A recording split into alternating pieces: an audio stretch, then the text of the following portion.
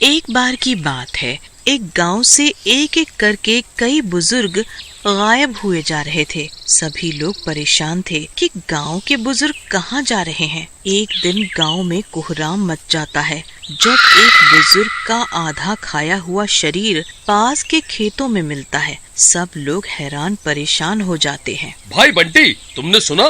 पास के खेत में वो जो बुजुर्ग गायब हुए थे, उनमें से एक का आधा खाया हुआ सिर मिला है। मैंने तो अपने दादा दादी को घर से बाहर निकलने को साफ मना कर दिया। हाँ भाई, सुना क्या? मैं तो खुद देख कर आया।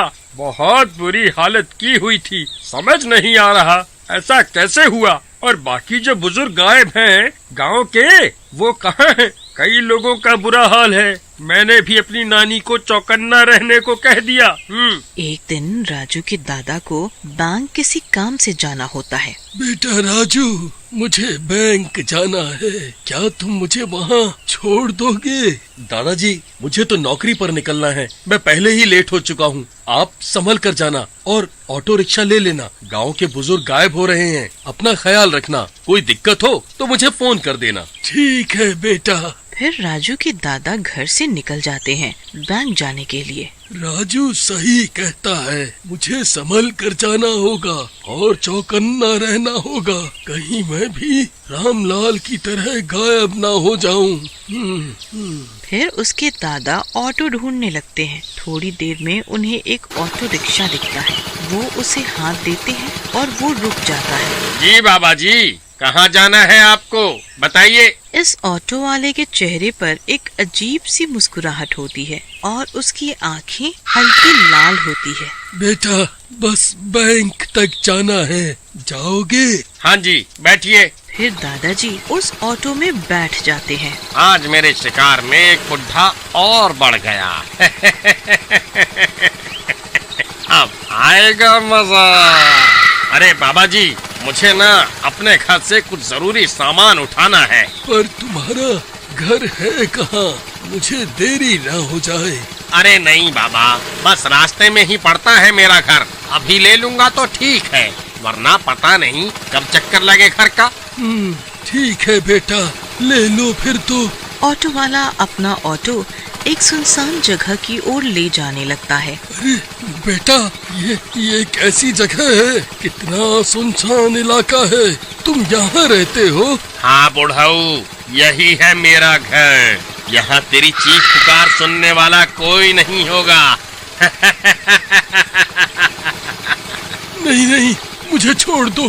मेरे घर वाले बहुत परेशान हो रहे होंगे। वो मुझसे बहुत प्यार करते हैं। मुझे जाने दो, जाने दो। अब तू कहीं नहीं जाएगा। फिर ऑटो वाला एक खंडहर के पास ऑटो रोकता है और वो ऑटो वाला जबरदस्ती उस बूढ़े को उस खंडहर के अंदर ले जाने लगता है। अरे बचाओ, बचाओ, कोई बचाओ मुझे, कोई है यहाँ? अरे पापी, छोड़ दे मुझे। अरे कोई बचाओ, बचाओ मुझे। दादाजी बहुत चीखते पुकारते हैं, पर उस सुनसान जगह पर उनकी आवाज सुनने वाला कोई नहीं होता। ऑटो वाला उन्हें भी अंदर ले जाता है। देख बूढ़े, अब तू भी यहीं रहेगा। जैसे ही उस बुढ़े दादा की नजर बाकी बूढ़े बंदियों पर पड़ती है, उनके तो पैरों तले जमीन खिसक जाती है।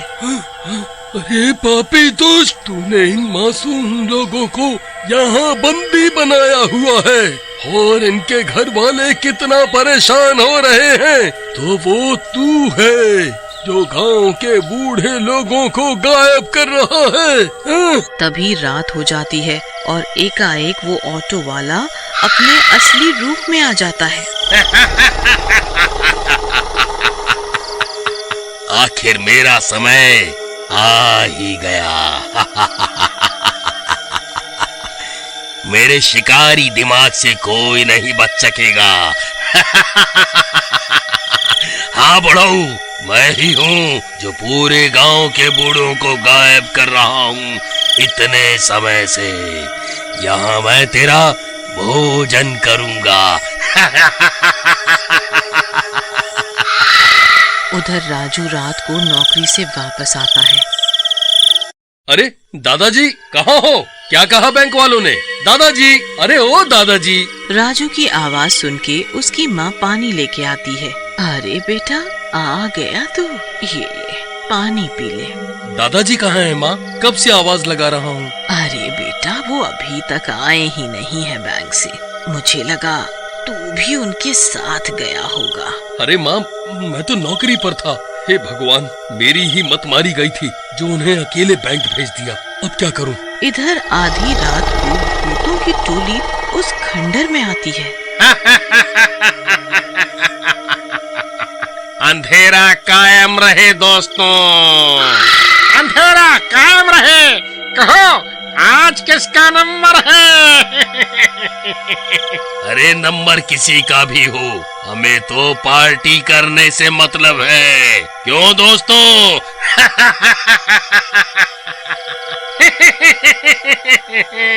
सही कहा। चलो खेत में चलते हैं और एक बुढ़े को भी ले लो, पार्टी करेंगे। फिर सारे भूत उन बंदियों में से एक बुढ़े को पकड़ के साथ एक खेत में ले जाते हैं। अरे अपने पापों से डरो दोस्तों, अभी भी समय है, जाने दो सबको। सबसे पहले हम तुझे मुक्त करेंगे।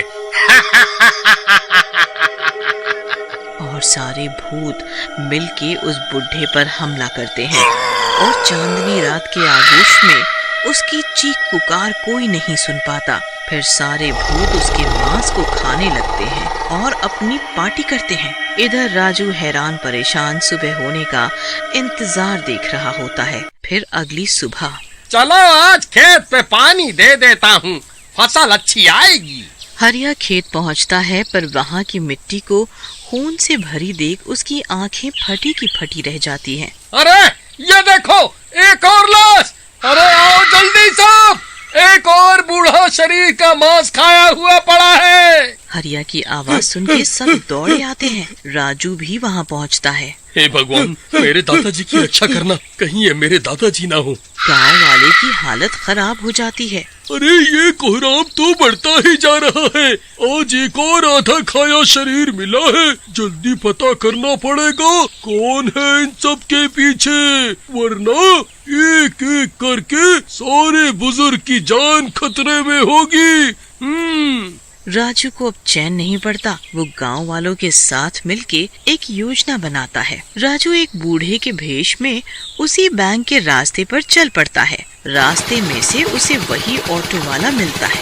आओ बाबा जी बैठो, कहो कहाँ जाना है आपको? राजू को उस ऑटो वाले के हाव भाव देख के शक हो जाता है। अरे बेटा, मुझे जरा बैंक जाना है। हाँ बिल्कुल, बैठो आप। फिर वो ऑटो चलाने लगता है और किसी बहाने से उसी खंडहर के पास ले जाता है। अरे रुको बाबा, मैं जरा टिफिन ले आऊँ अंदर से। अरे ये कैसी जगह है?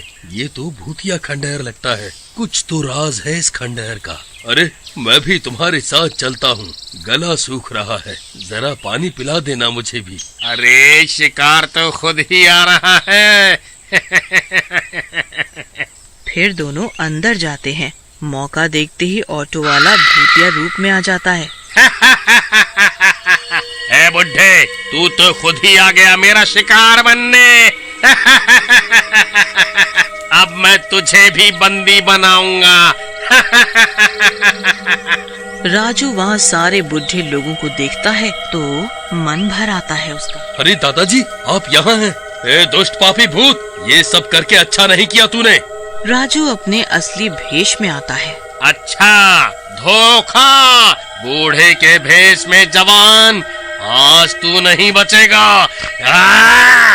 दोनों एक दूसरे पे हमला करते हैं और लड़ने लगते हैं। अभी वहाँ राजू का पीछा करते करते बाकी गांव वाले भी हथियार लेके आ जाते हैं। भूत उन सब के सामने टिक नहीं पाता। गांव वाले उस भूत को बंदी बना के उसी खेत में ले जाते हैं। अब तू भी इसी खेत में मरेगा। इसे इस गहरे गड्ढे में फेंक दो और गड्ढे में आग लगा दो। वे लोग ऐसा ही करते हैं और कुछ ही देर में भूत जल के राख हो जाता है और गांव वाले उस गड्ढे को मिट्टी से बंद कर देते हैं।